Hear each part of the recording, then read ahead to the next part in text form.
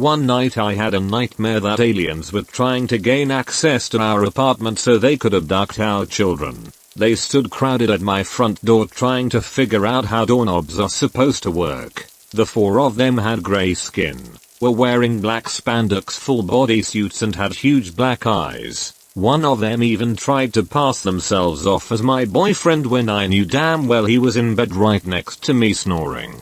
It looked like a grey mannequin trying to look alive. Then they telepathically threatened to turn my cat inside out if I didn't let them in. I thought they had given up and left, so I went to start the car to get the heck out of here, but they were waiting for me disguised as my neighbors. I definitely wasn't fooled because it was in the middle of the night and I knew my neighbors wouldn't be bold enough to bother me, so I sprinted back inside. They really didn't want us to leave. Very angrily and now frustrated, they tried even harder to get in and used a 2x4 to break the lower center pane on the front door. The board crashed through the glass but got stuck part way through. In fear that the back door would be their next attempt, I put the baby gate against the sliding glass door so even if they broke it, they wouldn't know how to get over it, as they were not only shorter than the average human but didn't know how to turn a doorknob. At this point I screamed for my boyfriend to wake up and help fend them off or help with the kids, but he was in such a deep sleep that he wouldn't wake up.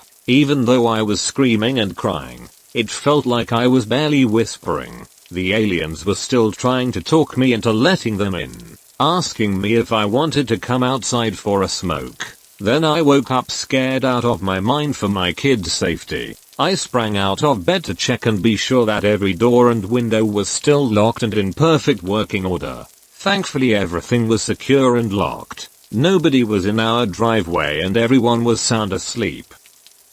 Store entrance used to be. On my sprint to the building I noticed a woman with a toddler who was struggling to carry the bag of clean laundry as well as her purse and diaper bag, while the kid held out her hand for her mom. But they weren't moving very fast, so I picked the kid up and ran, hand in hand with that mom, to what I thought was safety. The house must have been owned by some old extravagant lady who was being cared for and lived with her large size family. As soon as I start to take in my surroundings, the lights went out on the ground level, and due to the lack of windows I had a hard time trying to find a safe place to hide. I had no idea why I needed to hide, but a closet was calling my name. While trying to convince the other mom and child to follow my lead wasn't very difficult. The family that lived there wasn't seeing the urgency of the emergency that the rest of us were. The woman just stood, frustrated that her soaps got interrupted and kept flipping through static channels on the TV.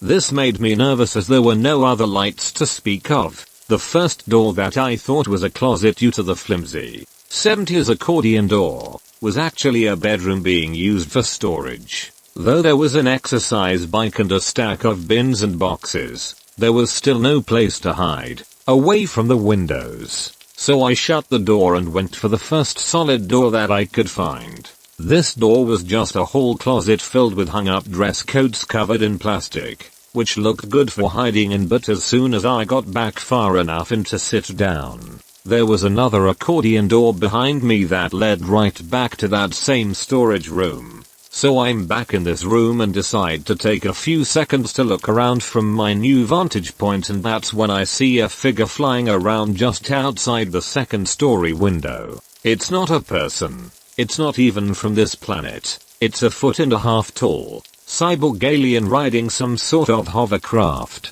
I knew then that I had to get back in the closet closest to me without making it obvious that I'm an interesting thing to investigate, just to get to the hall where I could try to find a safer spot while silently alerting the others to do the same. But the aliens had already infiltrated the downstairs and everyone had either found their hiding spots or were dead on the floor. The woman of the house was ended where she had been flipping through channels. The mom I had helped was sneakily trying to get my attention to join them in their safe space, but I knew if I ran past the open bedroom door that the alien would see me and follow me right to the rest of them, so I kept on down the opposite end of the hall that overlooked the first floor in hopes I'd not given them or myself away. The next sturdy door I found was the old woman's. It was the most intricately decorated door I have seen on the interior of a house, so I entered, keeping quiet in hopes that she's asleep and the aliens wouldn't be alerted to the door opening and shutting.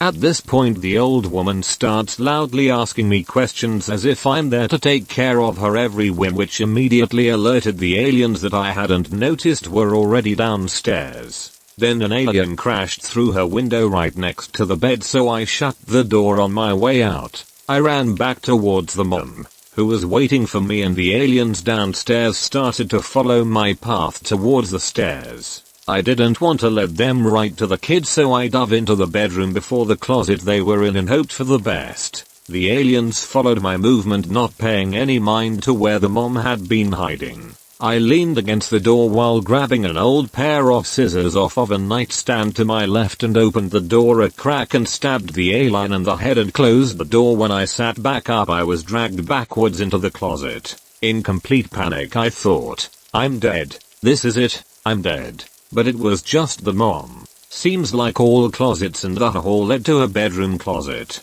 which made for a good second escape, but not very good for hiding out long term. The aliens were still on the hunt for us, so I did my best to help keep the kid quiet long enough to make a plan. We made a beeline for the last door down that hall and around the corner. It was some sort of computer or game room, with no closet and one window. A dead end. We then had to find weapons, so we dug through the desk drawers and found similar scissors and other sturdy sharp things. It felt like forever sitting on the floor waiting for a plan to come together in mostly silence, except for the quiet whisper of the kid saying "Mama," as she pointed at the window. This is it. We are boxed in, I thought. So we surround the kid with the mom facing the door and me facing the alien that had been watching us from outside the window. As soon as the window smashed, they ran to find somewhere else to hide while I finished off the single alien. The mom did the one thing I didn't want to do. She went downstairs.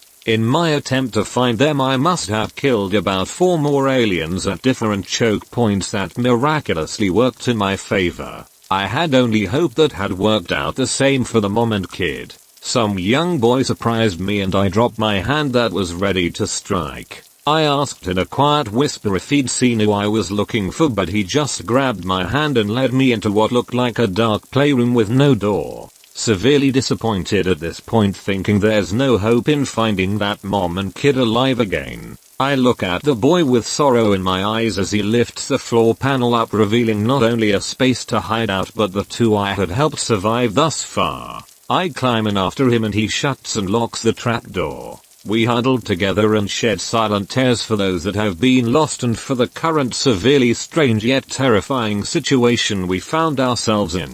Upon waking, I felt grateful that we don't get tornadoes around here and that small alien cyborgs have not invaded Earth. At least not yet.